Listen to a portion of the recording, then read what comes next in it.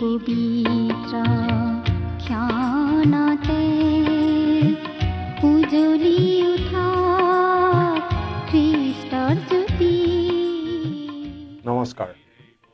আমাৰ দৰ্শক শ্ৰোতাসকললৈ প্ৰভু যীশুখ্ৰীষ্টৰ মহান নামত উষ্ম আদৰণি জনাইছোঁ। এই ভক্তিবচন অনুষ্ঠানৰ যোগেৰে আপোনালোকক লগ পাই আমি নথৈ আনন্দিত হৈছোঁ। খ্ৰীষ্টীয় বিশ্বাসী লোকসকলৰ বাবে বিশেষভাৱে প্ৰস্তুত কৰা এই ভক্তিবচন অনুষ্ঠানটো হৈছে ধাৰাবাহিক বাইবেল অধ্যয়নৰ অসমীয়া অনুষ্ঠান। গোটেই বাইবেল শাস্ত্ৰখনে আমি ইয়াত অধ্যয়ন কৰিম। মাজে মাজে বাইবেলৰ পুৰণি নিয়ম খণ্ডৰ পৰা আৰু মাজে মাজে নতুন নিয়ম খণ্ডৰ পৰা একোখনকৈ পুস্তক অধ্যয়নৰ বাবে আমি হাতত ল'ম আৰু পুস্তকখন এফালৰ পৰা পঢ়ি তাৰ ওপৰত অতি সহজ সৰলভাৱে আমি ব্যাখ্যা আগবঢ়াবলৈ চেষ্টা কৰিম। প্ৰিয় শ্ৰোতা দৰ্শক, আমি এতিয়া বাইবেলৰ পুৰণি নিয়ম খণ্ডৰ দ্বিতীয়খন পুস্তক অৰ্থাৎ যাত্ৰা পুস্তকৰ অধ্যয়ন কৰি আছোঁ। যোৱা অনুষ্ঠানত যাত্ৰা পুস্তকৰ তৃতীয়টো অধ্যায়ৰ পৰা আমি চাইছিলোঁ। আজিৰ অনুষ্ঠানত এই যাত্ৰা পুস্তকৰ চতুৰ্থটো অধ্যায়ৰ পৰা আমি চাব খুজিছোঁ। 3 নম্বৰ অধ্যায়ত আমি পাইছিলোঁ ঈশ্বৰে মুচিক বাছি লোৱাৰ কথা। মিছৰৰ পৰা পলাই যোৱাৰ পাছত মিডিয়নত মুচিৰ 40টা বছৰ পাৰ হৈ গ'ল। এজন সাধাৰণ মানুহৰ দৰে তেওঁ দিনবোৰ পাৰ কৰি আছিল। এদিন গতানুগতিকভাৱে অৰণ্যত ভেড়া চৰাই থাকোঁতেই অতি অপ্ৰত্যাশিতভাৱে ঈশ্বৰে দৰ্শন দি তেওঁক মিছৰ দেশৰ পৰা ইছৰাইল জাতিক উদ্ধাৰ কৰি অনাৰ দায়িত্ব দি প্ৰেৰণ কৰিছিল। ইমান দিনে মুচিয়ে নিজৰ প্ৰচেষ্টাৰে ইছৰাইলীয়া লোকক সহায় কৰিবলৈ চেষ্টা কৰি আহিছিল। কিন্তু যেতিয়া ঈশ্বৰে তেওঁক মিছৰলৈ গৈ ফৰোন ৰজাৰ আগত থিয় হৈ ইছৰাইল জাতিক এৰি দিবলৈ ক'বলৈ ক'লে, তেতিয়া মুচিয়ে আপত্তি দৰ্শাই কৈছিল, এনে কাম কৰিবলৈ মইনো কোন? আপুনি কৰিবলৈ দিয়া ইমান ডাঙৰ কামটো মই কেনেকৈ কৰিম? অৱশেষত মুচিয়ে নিজৰ অসমৰ্থতা বুজি পোৱা আমি দেখিবলৈ পাইছোঁ। সেয়েহে এতিয়া ঈশ্বৰে তেওঁক ব্যৱহাৰ কৰিব আৰু মুচি ঈশ্বৰৰ হাতৰ এটি সঁজুলি মাত্ৰ হ'ব। যি কৰিব ঈশ্বৰেই মুচিৰ যোগেৰে কৰিব। 4 নম্বৰ অধ্যায়ত আমি পাওঁ ঈশ্বৰে মুচিক মিছৰলৈ যাবলৈ কোৱাত মুচিয়ে দেখুওৱা আপত্তিৰ কথা। তেওঁ ভালদৰে কথা ক'ব নোৱাৰে বুলি জনোৱা আপত্তিৰ কথা। তেতিয়া মুচিৰ হৈ মুচিৰ ককায়েক হাৰুণে কথা ক'ব বুলি ঈশ্বৰে জনোৱাৰ কথা। মুচিৰ হাতৰ লাখুটিডালৰ যোগেৰে ঈশ্বৰে আচৰিত কাৰ্য কৰি দেখুওৱা, মুচিৰ হাতখন কুষ্ঠ ৰোগত আক্ৰান্ত কৰি সেইখন আকৌ সুস্থ কৰি দেখুৱাই ঈশ্বৰে মুচিৰ মনত বিশ্বাস জন্মোৱাৰ কথা ইত্যাদি। অৱশেষত মুচি সৈমান হয় আৰু ঈশ্বৰে কোৱা মতেই মিছৰ দেশ পাই গ'ল। আহকচোন এতিয়া আমি মূল আলোচনাৰ মাজলৈ আগবাঢ়ি যাওঁ। প্ৰিয় শ্ৰোতা, আমি এতিয়া বাইবেলৰ পুৰণি নিয়ম খণ্ডৰ যাত্ৰা পুস্তক নামৰ পুস্তকখন অধ্যয়ন কৰি আছোঁ, নহয় জানো? এতিয়ালৈকে আমি এই যাত্ৰা পুস্তকৰ প্ৰথম 3টা অধ্যায়ৰ অধ্যয়ন চলালোঁ। আজি আমি যাত্ৰা পুস্তকৰ 4 নম্বৰ অধ্যায়ৰ পৰা চাব খুজিছোঁ। এই 4 নম্বৰ অধ্যায়টোৰ মূল বিষয় হৈছে মুচিয়ে ইছৰাইল জাতিক মিছৰৰ অধীনৰ পৰা উদ্ধাৰ কৰি অনাৰ ক্ষেত্ৰত দেখুওৱা 2টা আপত্তি। প্ৰথমটো হৈছে ইছৰাইল জাতিৰ অবিশ্বাস আৰু দ্বিতীয়টো হৈছে মুচিৰ বাকপটুতাৰ অভাৱ। ঈশ্বৰে মুচিৰ সেই আপত্তিৰ উত্তৰ 2 ধৰণে দিছে। এডাল লাখুটি, যিডালৰ যোগেদি ঈশ্বৰে অলৌকিকভাৱে কাম কৰি নিজৰ মহিমা পৰাক্ৰম প্ৰকাশ কৰিব, আৰু দ্বিতীয়তে মুচিৰ কুষ্ঠৰোগ থকা হাত, যিটো পাপৰ চিন। ঈশ্বৰে সুস্থ কৰি দেখুৱাই দিছিল যে ঈশ্বৰৰ প্ৰতি আনুগত্য দেখুওৱা লোকবোৰৰ জৰিয়তে ঈশ্বৰে তেওঁৰ ক্ষমতা প্ৰকাশ কৰিব পাৰে। ইয়াতে আমি পাওঁ হাৰুণক মুচিৰ মুখপাত্ৰ কৰা হৈছে। মুচি মিছৰ দেশলৈ উভতি আহিছে আৰু ইছৰাইলৰ মুখিয়াল মানুহবিলাকৰ আগত ঘোষণা কৰিছে ইছৰাইল জাতিক উদ্ধাৰ কৰিবলৈ ঈশ্বৰে কৰা বিশেষ আঁচনিৰ কথা। মুচিৰ মনত বহুতো সন্দেহ, বহুতো প্ৰশ্ন আছিল আৰু ঈশ্বৰে মুচিৰ প্ৰত্যেক আপত্তিৰেই উত্তৰ দিছিল। মুচিয়ে নিজকে ঈশ্বৰে কৰিবলৈ দিয়া কামৰ বাবে উপযুক্ত বুলি ভবা নাছিল। মুচিয়ে নিজক অনুপযুক্ত বুলি ভবাৰ কাৰণ কেইবাটাও আছিল। আৰু এতিয়া আমি বাইবেলৰ পৰা পাঠ কৰি যাব খুজিছোঁ। আপোনাৰ লগত যদি বাইবেল আছে অনুগ্ৰহ কৰি চাই যাব, আৰু যদিহে লগত বাইবেল নাই অনুগ্ৰহ কৰি আমি পাঠ কৰি দিলে মন দি শুনি যাব। পাঠ কৰি দিম যাত্ৰা পুস্তক 4 অধ্যায়ৰ 1 আৰু 2 পদ। ইয়াত এনেদৰে লিখা আছে, তাতে মুচিয়ে উত্তৰ কৰি ক'লে, কিন্তু চাওক, সিবিলাকে মোক বিশ্বাস নকৰিব আৰু মোৰ কথাও নুশুনিব, কিয়নো সিবিলাকে ক'ব, জিহুৱাই তোমাক দৰ্শন দিয়া নাই। তেতিয়া জিহুৱাই তেওঁক ক'লে, তোমাৰ হাতত সেইডাল কি? তেওঁ ক'লে, লাখুটি। আহিবলগীয়া দিনবোৰত মুচিয়ে এই লাখুটিডাল বহু ধৰণে ব্যৱহাৰ কৰিব লাগিব। এই লাখুটিডালেই হ'ব তেওঁৰ কৰ্তৃত্বৰ চিন, আৰু মুচিৰ লগত যে ঈশ্বৰ আছে সেই কথাটো ইছৰাইলীয়া আৰু মিছৰীয়া লোকবিলাকৰ আগত এই লাখুটিডালেই প্ৰকাশ কৰিব। এই লাখুটিডাল মুচিৰ কাৰণে শক্তিৰ উৎসস্বৰূপ হ'ব। 3 নম্বৰ পদ। পাছে তেওঁ ক'লে, তাক মাটিত পেলোৱা। তাতে তেওঁ তাক মাটিত পেলালত সেয়ে সাপ হ'ল, আৰু মুচি তাৰ আগৰ পৰা পলাল। মুচিয়ে সেই লাখুটিডাল মাটিত পেলাই দিয়াৰ লগে লগে এটা ভয় লগা সাপলৈ ৰূপান্তৰিত হ'ল। সেই লাখুটিডালৰ আচলতে নিজা একো শক্তি নাছিল, সেইডাল এডাল আহিলা মাত্ৰ। সেইডালৰ যোগেদি ঈশ্বৰে নিজৰ শক্তিহে প্ৰকাশ কৰিছিল। 4 নম্বৰ পদ। তেতিয়া জিহুৱাই মুচিক ক'লে, সিবিলাকৰ ওপৰ পিতৃবিলাকৰ ঈশ্বৰে, অব্ৰাহাম, ইছহাক আৰু জাকুবৰ ঈশ্বৰ জিহুৱাই যে তোমাক দৰ্শন দিলে, ইয়াক সিবিলাকে বিশ্বাস কৰিবৰ নিমিত্তে বহুতো মানুহে গাড়ী, মটৰ, ৰেডিঅ', টেলিভিছন আদি শয়তানৰ আহিলা বুলি ভাবে।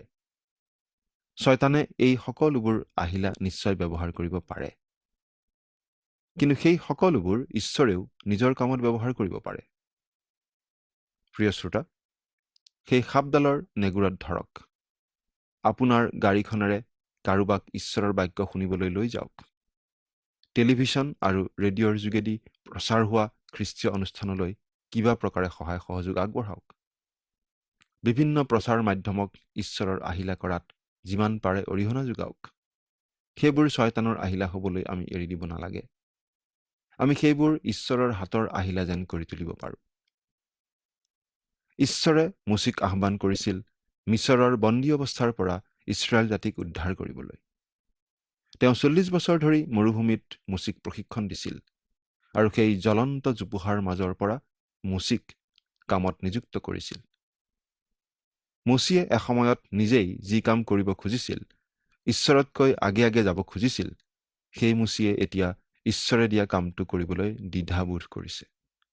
তেওঁ আপত্তি দেখুৱাব ধৰিছিল, আৰু ঈশ্বৰে তেওঁৰ হাতত সেই লাখুটিডাল দিছিল। মুচিয়ে শিকিলে যে যেতিয়া লাখুটিডাল ঈশ্বৰৰ ইচ্ছা অনুসাৰে ব্যৱহাৰ কৰা হয়, তেতিয়া সেই লাখুটিডালেই কৰ্তৃত্বৰ চিন হৈ পৰে।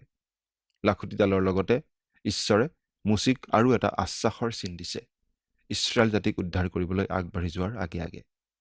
5 নম্বৰ পদৰ পৰা 8 নম্বৰ পদলৈকে পাঠ কৰি দিম। তুমি তোমাৰ হাত মেলি তাৰ নেগুৰত ধৰা। তাতে তেওঁ নিজ হাত মেলি তাক ধৰিলত সেয়ে তেওঁৰ হাতত লাখুটি হ'ল। আৰু জিহুৱাই তেওঁক পুনৰাই ক'লে, তুমি তোমাৰ হাত বুকুত দিয়া। তাতে তেওঁ হাতখন বুকুত দি উলিয়ালত দেখিলে যে তেওঁৰ হাত কুষ্ঠ ৰোগেৰে হিমৰ নিচিনা বগা। পাছে তেওঁ ক'লে, তুমি তোমাৰ হাত পুনৰাই বুকুত দিয়া। তেতিয়া তেওঁ নিজ হাত পুনৰাই বুকুত দি বুকুৰ পৰা উলিয়ালত দেখিলে যে সেয়ে গাৰ আন মঙহৰ নিচিনা। তাতে সিবিলাকে যদি তোমাক বিশ্বাস নকৰে আৰু সেই প্ৰথম চিনকো নেমানে, তেন্তে পাছৰ চিনত বিশ্বাস কৰিব। ইয়াত বিশেষভাৱে মুচিৰ কাৰণে বাৰ্তা আছে। তেওঁক বুকুত হাত দিবলৈ কোৱা হৈছে, আৰু তেওঁৰ বুকুৱে বুজায় তেওঁৰ আন্তৰিক জীৱন। বুকুত হাত দিয়া কাৰ্যটোৱে বুকুৰ অন্তৰৰ কথাখিনি বুজাব। অৰ্থাৎ ঈশ্বৰে সেই লাখুটিডাল মুচিৰ হাতত দিয়াৰ লগে লগে মুচিৰ অন্তৰখন ঈশ্বৰৰ প্ৰতি বাধ্য হোৱাটো বিচাৰিছে। অৰ্থাৎ মুচিৰ হাতখন আৰু মুচিৰ অন্তৰখনো ঈশ্বৰৰ ইচ্ছামতে চলিব লাগিব। ঈশ্বৰে মুচিৰ হাতো বিচাৰিছে, অন্তৰখনো বিচাৰিছে। ঈশ্বৰে আমাকো আজি একে কথাই কয়। ঈশ্বৰে আমাৰ ধন নাইবা প্ৰতিভা নিবিচাৰে। তেওঁ আমাক বিচাৰে, আপোনাক বিচাৰে, মোক বিচাৰে। তেওঁ আমাক পালে আমাৰ বাকী সকলোখিনি নিজে নিজে পাব। মুচিয়ে বুকুত হাত দিয়াত কুষ্ঠৰোগৰ নিচিনা হ'ল। আকৌ হাত দিয়াত পৰিষ্কাৰ হ'ল। আচলতে আমিনো কেনেকুৱা লোক সেইটো প্ৰকাশ পাব আমাৰ অন্তৰৰ পৰাই। ঈশ্বৰে মানুহৰ হাতৰ লাখুটিডাল ঈশ্বৰৰ প্ৰতি বাধ্য হোৱাটো বিচাৰে। তেওঁ বিচাৰে মানুহৰ অন্তৰো বাধ্য হওক আৰু সেই বাধ্য অন্তৰৰ পথতেই হাতো চলক। এই কথা ঈশ্বৰে মুচিকো কৈছিল আৰু আজি আমাকো কয়।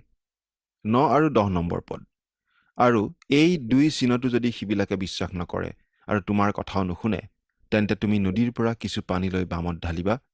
তাতে তুমি নদীৰ পৰা লোৱা সেই পানীয়েই বামত তেজ হ'ব। তেতিয়া মুচিয়ে জিহুৱাক ক'লে, হে মোৰ প্ৰভু, মিনতি কৰিছোঁ, মই বাকপটু নহওঁ। ইয়াৰ পূৰ্বে বা নিজ দাসক আপুনি কথা কোৱাৰ পাছতো নহওঁ, কিয়নো মোৰ মুখ আৰু জিভাও গধুৰ।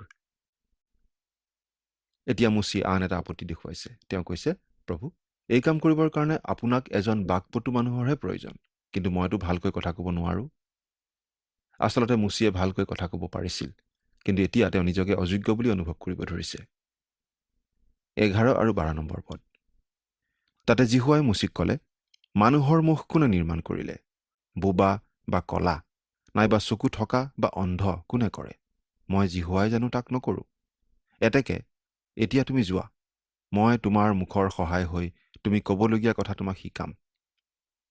ঈশ্বৰে মুচিৰ কেৱল হাতেই নহয়, মুচিৰ মুখো বিচাৰিছে। তেওঁ মুচিৰ মুখৰ লগত থাকিব আৰু কি ক'ব লাগে শিকাই দিব বুলি প্ৰতিজ্ঞা কৰিছে। আচলতে অন্তৰত থকা ভাৱ চিন্তাই মুখেৰে ওলাই আহে। 13 নম্বৰ পদ। তাতে তেওঁ ক'লে, হে মোৰ প্ৰভু, মই বিনয় কৰোঁ, যাৰ হতুৱাই পঠাবৰ ইচ্ছা তাৰ হতুৱাই পঠাওক। মুচিয়ে আন এজন মানুহ লাগে বুলি ক'ব খুজিছে। 14 পৰা 16 নম্বৰ পদ। তেতিয়া মুচিলৈ জিহুৱাৰ ক্ৰোধ প্ৰজ্বলিত হ'ল আৰু তেওঁ ক'লে, তোমাৰ ককায়েৰা লেবিয়া হাৰুণ আছে নহয়? মই জানো তেওঁ ভালকৈ কথা ক'ব পাৰে। আৰু চোৱা, তেওঁ তোমাৰ লগ পাবলৈ আহিছেও, আৰু তেওঁ তোমাক দেখিলে তেওঁৰ মনত আনন্দ হ'ব। মুচিয়ে আচলতে কথা ক'বলৈ আন এজন মানুহ বিচাৰি বিৰাট ভুল কৰিছিল। ঈশ্বৰে মুচিয়ে বিচৰা মতেই তেনে মানুহ এজন দিছিল, কিন্তু তেওঁ নেতৃত্বৰ মাজত বিভেদ বিচৰা নাছিল। কিন্তু আমি পাছত দেখিবলৈ পাম যে ইছৰাইলৰ লোকবিলাক অৰণ্যৰ মাজেদি যাত্ৰা কৰি থাকোঁতে এই কথাটোৱেই সমস্যাৰ সৃষ্টি কৰিছিল। গণনা পুস্তকত আমি পঢ়িবলৈ পাওঁ যে মুচিয়ে চিনয় পৰ্বতত থামোতে হাৰুণেই ইছৰাইলৰ লোকবিলাকে উপাসনা কৰিবৰ নিমিত্তে এটা সোণৰ ডামৰি নিৰ্মাণ কৰিছিল। এইটো হাৰুণৰ এটা ভয়ংকৰ ভুল কাম আছিল, আৰু এইটো ঘটিবলৈ পাইছিল নেতৃত্বৰ স্থানত 2জন লোক থকা কাৰণে। আন আন সমস্যাৰো সৃষ্টি হৈছিল। ঈশ্বৰে ইছৰাইল জাতিক উদ্ধাৰ কৰিবলৈ হাৰুণক বিচৰা নাছিল। আচলতে হাৰুণৰ প্ৰয়োজনো নাছিল। ঈশ্বৰে কেৱল মুচিকহে বিচাৰিছিল। মুচিয়ে সম্পূৰ্ণৰূপে ঈশ্বৰত ভৰসা কৰি আগবাঢ়ি যাব পৰা নাছিল বাবে লগতে হাৰুণকো লৈছিল। আমি আমাৰ দুৰ্বলতাখিনিৰ কথা জানিব লাগে, কিন্তু যেতিয়া ঈশ্বৰে আমাক কিবা এটা কাম কৰিবলৈ কয়, তেতিয়া আমি তেওঁতেই সম্পূৰ্ণ ভৰসা কৰি কাম কৰি যাব লাগে। এতিয়া আমি 17 আৰু 18 এই পদ দুটা পাঠ কৰি দিব খুজিছোঁ। এই লাখুটিডাল তুমি নিজ হাতত ল'বা, ইয়াৰে তুমি সেই চিন দেখুৱাবা। পাছে মুচিয়ে তেওঁৰ শহুৰেক জিথ্ৰুৰ ওচৰলৈ উভতি গৈ তেওঁক ক'লে, মই বিনয় কৰোঁ, মিছৰত থকা মোৰ ভাইবিলাক এতিয়ালৈকে জীয়াই আছে নে নাই তাক চাবৰ নিমিত্তে সিবিলাকৰ ওচৰলৈ উভতি যাবলৈ মোক বিদায় দিয়ক। তাতে জিথ্ৰুৱে মুচিক ক'লে, বাৰু শান্তিৰে যোৱা। মুচি আকৌ মিছৰ দেশলৈ উভতি যাবলৈ ওলাইছে। 19 নম্বৰ পদ। আৰু জিহুৱাই মিডিয়নতে মুচিক ক'লে, তুমি মিছৰলৈ উভতি যোৱা, কিয়নো যিবোৰ মানুহে তোমাৰ প্ৰাণ ল'বলৈ বিচাৰিছিল সেই সকলোবোৰ মৰিল। এতিয়া মিছৰত নতুন ফৰৌন ৰজা হ'ল। মুচিৰ মৃত্যুদণ্ড ঘোষণা কৰা ফৰৌন ৰজাজনৰ ইতিমধ্যে মৃত্যু হৈছিল, আৰু মুচিয়ে এতিয়া নিৰাপদে মিছৰলৈ ঘূৰিব পাৰে। 20 আৰু 21 নম্বৰ পদ। তেতিয়া মুচিয়ে নিজ ল'ৰা তিৰোতাক এটা গাধত তুলি লৈ মিছৰ দেশলৈ উভতি গ'ল, আৰু মুচিয়ে ঈশ্বৰৰ সেই লাখুটিকো হাতত ল'লে। আৰু জিহুৱাই মুচিক কৈছিল, তুমি যেতিয়া মিছৰলৈ উভতি যাবা, তেতিয়া মই তোমাৰ হাতত যি সকলো অদ্ভুত লক্ষণ সমৰ্পণ কৰি দিলো, তাক যেন ফৰৌনৰ সাক্ষাতে কৰিবা, তালৈ সাৱধান হোৱা। কিন্তু মই তেওঁৰ মন কঠিন কৰিম, তাতে তেওঁ লোকবিলাকক এৰি নিদিব। ফৰৌন ৰজাৰ হৃদয় যে কঠিন কৰা হৈছিল, সেই বিষয়টো অলপ বহলাই আমি আলোচনা কৰিম, যেতিয়া মিছৰত চলা উপদ্ৰৱৰ কথা আমি আলোচনা কৰিম। 22 নম্বৰ পদটো পাঠ কৰি দিছো। আৰু তুমি ফৰৌনক কবা, জিহুৱাই এইদৰে কৈছে, ইছৰাইল মোৰ পুত্ৰ, মোৰ জ্যেষ্ঠ পুত্ৰ। ঈশ্বৰে ইছৰাইলীয় লোকক ব্যক্তিগত অৰ্থত ঈশ্বৰৰ সন্তান বুলি কোৱা নাই, কিন্তু তেওঁ গোটেই জাতিটোক একেলগে সামূহিক অৰ্থত কৈছে যে ইছৰাইল মোৰ পুত্ৰ, মোৰ জ্যেষ্ঠ পুত্ৰ। 23 নম্বৰ পদ, মই তোমাক কলো, মোৰ সেৱা কৰিবৰ অৰ্থে মোৰ পুত্ৰক এৰি দিয়া, কিন্তু তাক এৰি দিবলৈ তুমি অসন্মত হলা। এতেকে চোৱা, মই তোমাৰ পুত্ৰ, তোমাৰ জ্যেষ্ঠ পুত্ৰকে বধ কৰিম। ঈশ্বৰে আচলতে ফৰৌন ৰজা আৰু মিছৰীয়া মানুহবোৰৰ ক্ষেত্ৰত যথেষ্ট কোমল মনোভাৱেই দেখুৱাইছিল। তেওঁ প্ৰথমতে ফৰৌন ৰজাক কৈছিল, মোৰ সন্তান ইছৰাইলক যাবলৈ দিয়া, নহলে মই তোমাৰ সন্তানক বধ কৰিম। ঈশ্বৰে মিছৰ দেশৰ ওপৰলৈ বহুতো উপদ্ৰৱ আনি দিয়াৰ পাছতহে মিছৰীয়াসকলৰ প্ৰথমজাত সন্তানবোৰ বধ কৰিবলৈ আগবাঢ়িছিল। তেওঁ মিছৰীয়াবিলাকক বহুত সুযোগ দিছিল প্ৰকৃত ঈশ্বৰ হিচাপে তেওঁক চিনি পাবলৈ আৰু ইছৰাইলক যাবলৈ এৰি দিবলৈ, কিন্তু ফৰৌন ৰজাই সেই সুযোগ গ্ৰহণ নকৰিলে। 24 নম্বৰ পদ, পাছে বাটত ৰাতি ৰোৱা ঠাইত জিহুৱাই তেওঁৰ ওচৰত উপস্থিত হৈ, এইটো অলপ আচহুৱা ধৰণৰ পদ, কিন্তু আচলতে ইয়াৰ মাজত প্ৰকাশ পাইছে মুচিয়ে কৰা তৃতীয়টো আপত্তি বা অজুহাতৰ কথা। মুচিয়ে তেওঁৰ সন্তানবোৰক সুন্নত কৰাৰ ক্ষেত্ৰত অৱহেলা কৰিছিল। সুন্নত কৰা কথাটো আচলতে ঈশ্বৰে অব্ৰাহামৰ সৈতে কৰা চুক্তিৰ চিন। মুচিয়ে যদি আনৰ আগত ঈশ্বৰৰ ইচ্ছাৰ কথা জনাব লাগে, তেনেহলে তেওঁ নিজেও ঈশ্বৰৰ ইচ্ছাৰ প্ৰতি বাধ্য হ'ব লাগিব। গতিকে মুচিয়ে নিজৰ সন্তানক সুন্নত নকৰিলে নহ'ব। ঈশ্বৰে মুচিক সেই কথাটো মনত পেলাই দিছিল। আমি দেখিবলৈ পাওঁ 25 আৰু 26 নম্বৰ পদত। পঢ়ি দিছো, তেওঁক বধ কৰিব খুজিলত চিপ্পুৰাই এটুকুৰা পাথৰ লৈ নিজ পুত্ৰৰ লিংগাগ্ৰ চৰ্ম ছেদন কৰি তাক তেওঁৰ ভৰিত পেলাই দি ক'লে, নিশ্চয় আপুনি মোৰ পক্ষে তেজৰ দ্বাৰাই পোৱা দৰা। তাতে জিহুৱাই তেওঁক এৰি দিলত তাই ক'লে, সুন্নতৰ কথাত আপুনি তেজৰ দ্বাৰাই পোৱা দৰা। এই ঘটনাটো বুজিবলৈ অলপ টান লাগে, গতিকে আমি অলপ অতীতৰ কথা চাব লাগিব। মুচিয়ে মিছৰ দেশৰ পৰা পলাই মিডিয়নীয়াবিলাকৰ দেশলৈ গৈছিল। মিডিয়নীয়াবিলাক অব্ৰাহাম আৰু কেতুৰাৰ সতি সন্ততি। এওঁবিলাকে মূৰ্তি পূজা নকৰিছিল, গতিকে মুচিয়ে তেওঁলোকৰ লগত মিলি যাব পাৰিছিল। মুচিয়ে মিডিয়নীয়াবিলাকৰ পুৰোহিতৰ ছোৱালী চিপ্পুৰাক বিয়া কৰাইছিল। প্ৰথমতে মুচিৰ পৰিয়ালক ঈশ্বৰে আশীৰ্বাদ কৰিছিল। তেওঁৰ প্ৰথম সন্তানৰ নাম আছিল গৰচুম, অৰ্থাৎ অচিনাকি বা প্ৰবাসী। মুচি সেই দেশত বিদেশী হলেও তাকেই নিজৰ দেশ বুলি গ্ৰহণ কৰি লৈছিল। মুচিৰ বৈবাহিক জীৱনত সমস্যাই দেখা দিছিল। ঈশ্বৰে মুচিক মিছৰ দেশলৈ উভতি যাবলৈ কৈছিল, কিন্তু ঈশ্বৰে মুচিক দণ্ড দিব খুজিছিল। কিয়? কাৰণ তেওঁ তেওঁৰ সন্তানক সুন্নত কৰোৱা নাছিল। সুন্নত কৰাটো ঈশ্বৰে অব্ৰাহামৰ সৈতে কৰা চুক্তিৰ চিন আছিল, আৰু এই নিয়মটোৱে ইছৰাইলীয় লোকক শিকাইছিল মাংসৰ ওপৰত ভৰসা নকৰিবলৈ। মাংস ছেদ কৰিব লাগিছিল, আৰু প্ৰতিজন ইছৰাইলীয় লোকেই ঈশ্বৰতেই সম্পূৰ্ণ ভৰসা কৰিব লাগিছিল। আমি বাইবেলত পঢ়িবলৈ পাওঁ যে অব্ৰাহামে ঈশ্বৰত বিশ্বাস কৰিছিল আৰু সেইটো তেওঁৰ বাবে ধাৰ্মিকতা বুলি গণ্য কৰা হৈছিল। সুন্নত কৰাটোৰ দ্বাৰা ইছৰাইলৰ লোকে নিজকে অব্ৰাহামৰ সন্তান বুলি চিনাকি দিছিল। এইটো আছিল তেওঁলোকৰ বিশ্বাসৰ চিন। খুব সম্ভৱ সন্তানকেইটিক সুন্নত কৰাৰ ক্ষেত্ৰত মুচিক তেওঁৰ ভাৰ্যাই বাধা দি আহিছিল, আৰু মুচিয়েও জোৰ দিয়া হয়তো নাছিল। এই কামটো জৰুৰী বুলি মুচিয়ে কিজানি ভবা নাছিল। মুচিয়ে ভাৰ্যাৰ সৈতে এই বিষয়টোলৈ বিবাদ কৰিব খোজা নাছিল। মুচিয়ে নিজৰ ভাৰ্যাৰ ওচৰত সেও মানিছিল বুলিও হয়তো আমি ক'ব পাৰোঁ।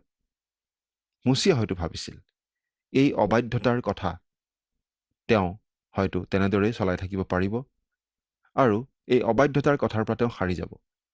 বহুতো লোকে খ্ৰীষ্টীয় পৰিচৰ্যাত ব্যস্ত থাকে, কিন্তু নিজৰ পৰিয়ালৰ কথা অৱহেলা কৰে।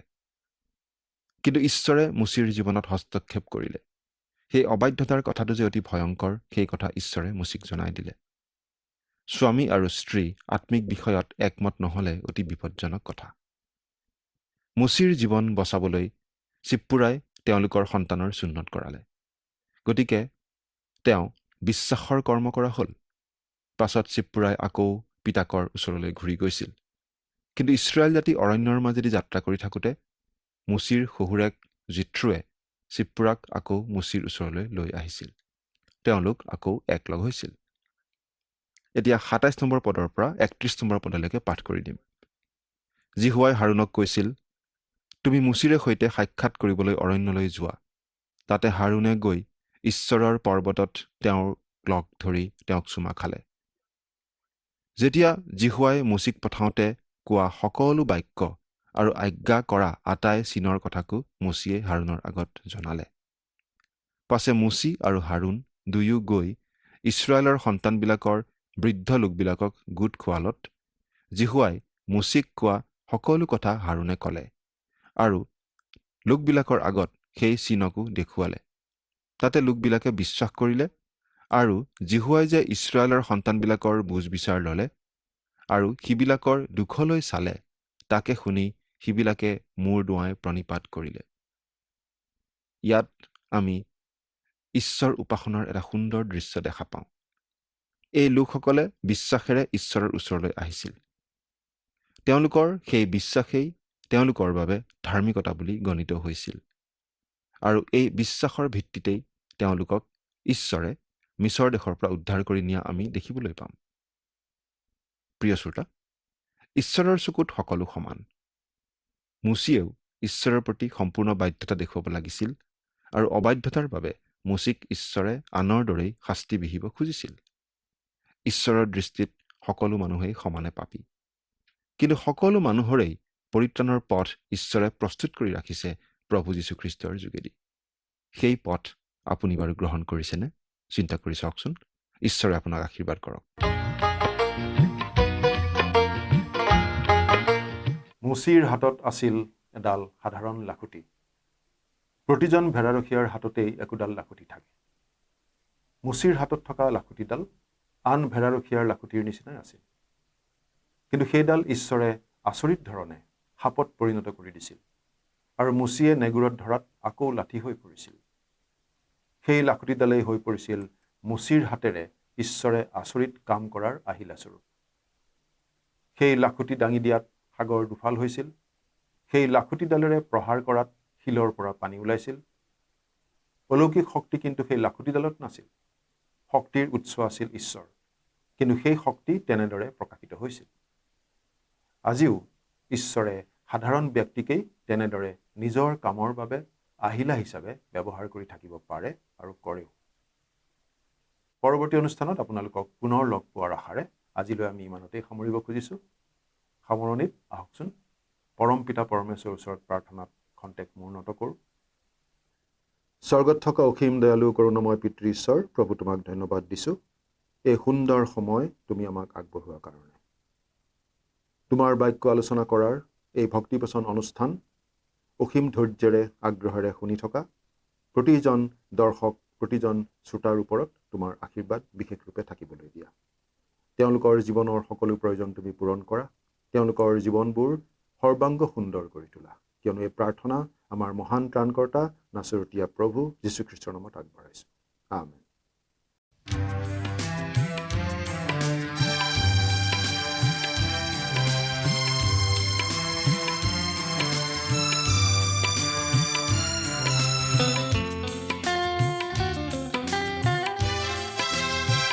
দূৰ দিগন্ত মাৰ যাব ধৰা হেঙুলি বেলি লৈ চাই। দূৰ দিগন্ত মাৰ যাব ধৰা হেঙুলি বেলি লৈ চাই। বাহলে বুলি জাক পাতি উৰা বিহংগৰ পিনলৈ চাই।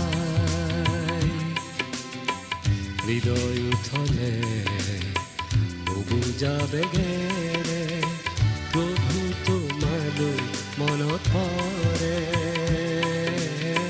প্ৰভু তোমালৈ মনত পৰে।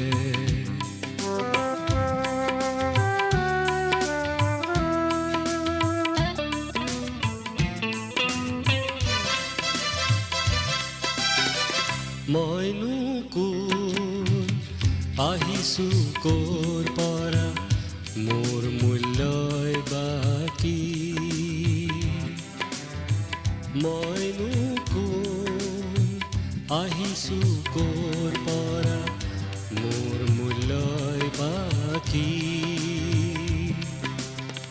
দিনে নিশাই মোৰ ঘমুৱা জীৱনৰ অৰ্থনো কি। অলেখ চিন্তাই মোক আগুৰি ধৰে, প্ৰভু তোমালৈ মনত পৰে, প্ৰভু তোমালৈ মনত পৰে।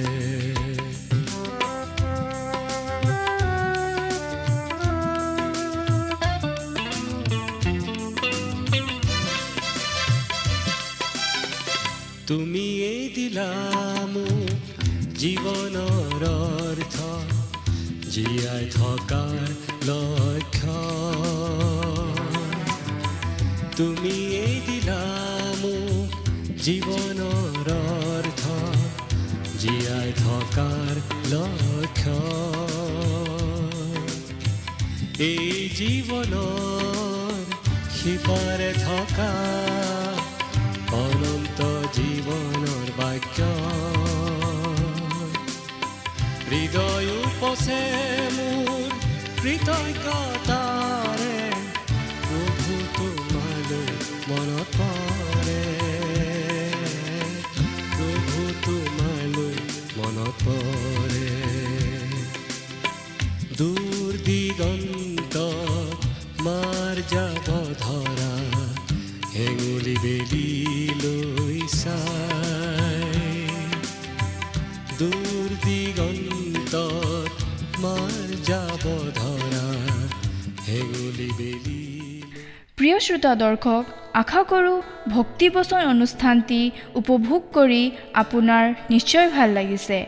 এই বিষয়ে আপোনাৰ মতামত জানিবলৈ পালে আমি নথৈ আনন্দিত হ'ম।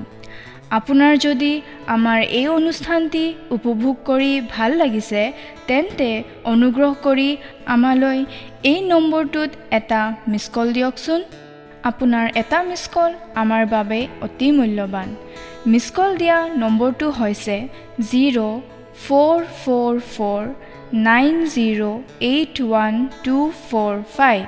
আপোনাৰ যদি কিবা প্ৰাৰ্থনাৰ বিষয় থাকে বা অধিক জানিবলৈ ইচ্ছা কৰে, তেন্তে টেলিফোনৰ মাধ্যমেৰেও আমাৰ লগত যোগাযোগ কৰিব পাৰে।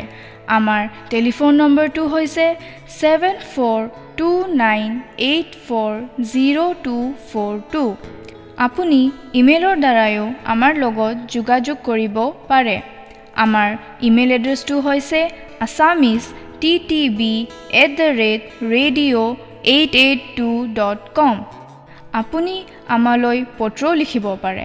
তাৰ বাবে আমাৰ পোষ্টেল এড্ৰেছটো টিভি পৰ্দাত অনুগ্ৰহ কৰি চাই লওকচোন। পুনৰ লগ পোৱাৰ প্ৰতিশ্ৰুতিৰে আজিলৈ ইমানতে সামৰিছোঁ। ঈশ্বৰে আপোনাক আশীৰ্বাদ কৰক। ধন্যবাদ।